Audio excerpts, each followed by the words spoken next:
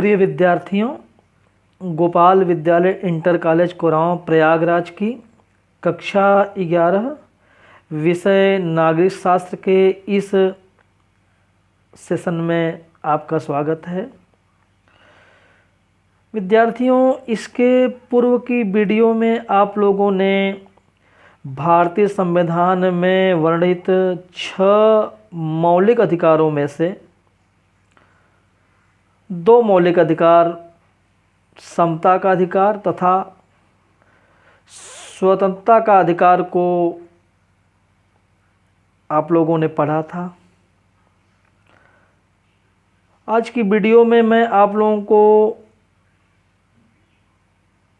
शोषण के विरुद्ध अधिकार तथा धार्मिक स्वतंत्रता का अधिकार के बारे में बताऊंगा। बच्चों, शोषण के विरुद्ध अधिकार यह संविधान के अनुच्छेद 23 से लेकर के 24 तक में है। यह वास्तव में सामाजिक लोकतंत्र की स्थापना के लिए है। इस अधिकार के अंतर्गत मानव के दुर्व्यापार और बंधुआ मजदूरी पर रोक यह अधिकार है जो अनुच्छेद 23 में है। बच्चों, अपने देश में करोड़ों लोग गरीब, दलित, शोषित और वंचित हैं या लोगों के द्वारा उनका शोषण हो सकता है। धनवान और साधन संपन्न व्यक्ति निर्धनों का हमेशा से शोषण करते रहे हैं और पूंजीवाद के विस्तार के कारण तो शोषण में और अधिक वृद्धि हुई है।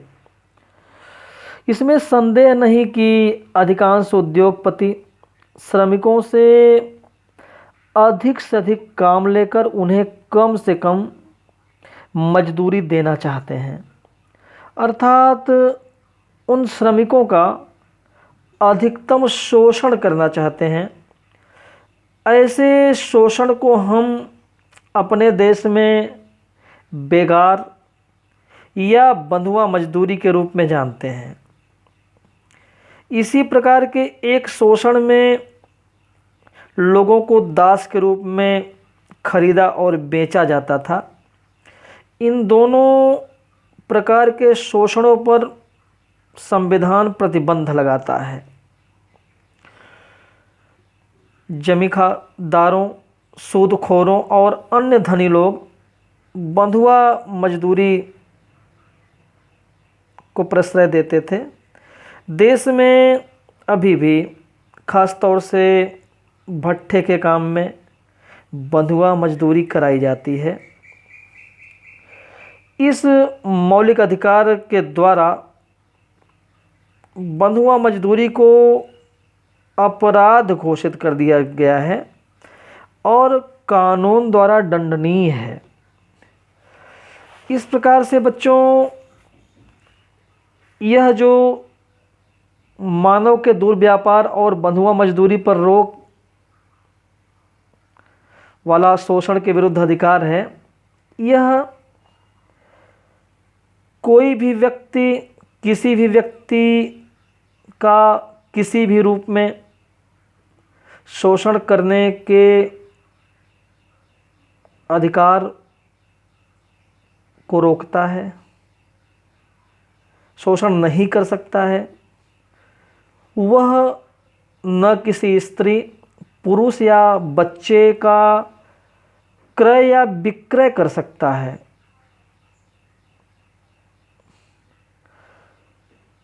इस संबंध में राज्य को यह अधिकार अवश्य प्राप्त है कि वह सार्वजनिक हित के लिए नागरिकों को सैनिक सेवाओं में सम्मिलित होने के लिए बाध्य कर सकता है और उसके इस अधिकार को किसी भी न्यायालय में चुनौती नहीं दी जा सकती। बच्चों, इसमें शोषण के विरुद्ध अधिकार में दूसरा जो अधिकार है वह जोखिम वाले कामों में बच्चों से मजदूरी कराने पर रोक। बच्चों, संविधान के अनुच्छेद 24 में इस प्रकार की व्यवस्था दी गई है कि 14 वर्ष से कम आयु के बच्चों को किसी कारखाने, खदान या अन्य किसी खतरनाक काम में नियोजित नहीं किया जाएगा। इस प्रकार बाल श्रम को अवैध बनाकर और शिक्षा को बच्चों का मौलिक अधिकार बनाकर शोषण के विरुद्ध संवैधानिक अधिकार को और अधिक अर्थपूर्ण बनाया गया है। इस शोषण के विरुद्ध अधिकार के कुछ प्रतिबंध भी हैं,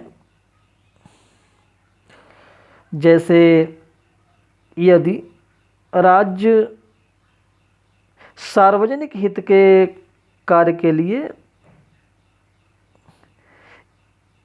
अनिवार्य सेवा लागू कर सकता है, यदि देश पर किसी प्रकार का संकट आता है तो राज्य द्वारा अपने देश के नागरिकों को सेना में भर्ती होने के लिए बाध्य किया जा सकता है। बच्चों, चौथा मौलिक अधिकार है धार्मिक स्वतंत्रता का अधिकार। यह अधिकार संविधान के अनुच्छेद 25 से लेकर के 28 तक में वर्णित है। इसमें बच्चों 4 प्रकार के धार्मिक स्वतंत्रताएं दी गई हैं।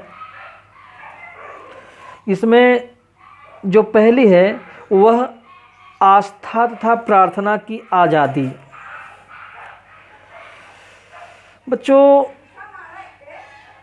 इसके द्वारा भारत को धर्मनिरपेक्ष राज्य बनाया गया है और सभी धर्मों के अनुयायियों को अपनी परंपरा एवं विश्वास के अनुसार आस्था तथा प्रार्थना की आज़ादी है। इस अधिकार में भारत के नागरिकों को यह स्वतंत्रता प्रदान की गई है कि वे अपनी स्वेच्छा से किसी भी धर्म को स्वीकार कर सकते हैं, अपने धर्म के अनुसार उपासना तथा उपासना पद्धति अपना सकते हैं, अपने धर्म का प्रचार शांतिपूर्ण तरीके से कर सकते हैं तथा अन्य धर्मों के अनुयायियों को अपने धर्म का अनुयायी बना सकते हैं।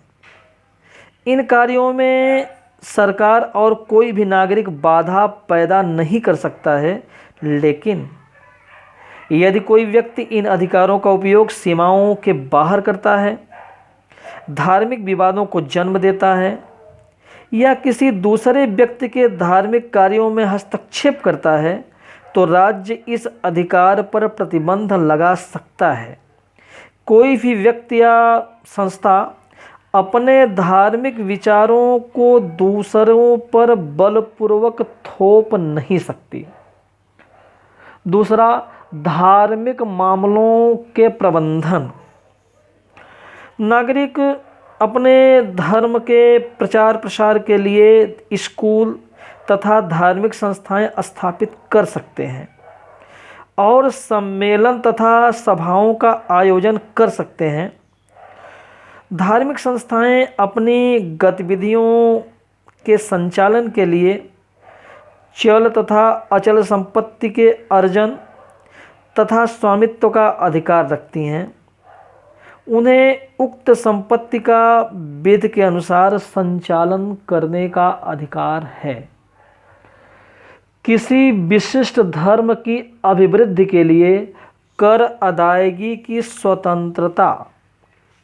बच्चों, कोई भी व्यक्ति किसी भी विशिष्ट धर्म को बढ़ावा देने के लिए या धार्मिक कार्य के लिए जो धनराशि देगा उस व्यय की जाने वाली धनराशि को कर मुक्त किया गया है।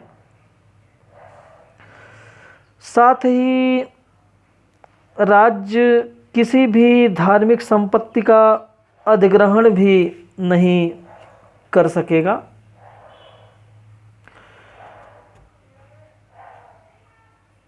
धार्मिक संपत्ति पर आयकर भी नहीं लगाया जा सकता है।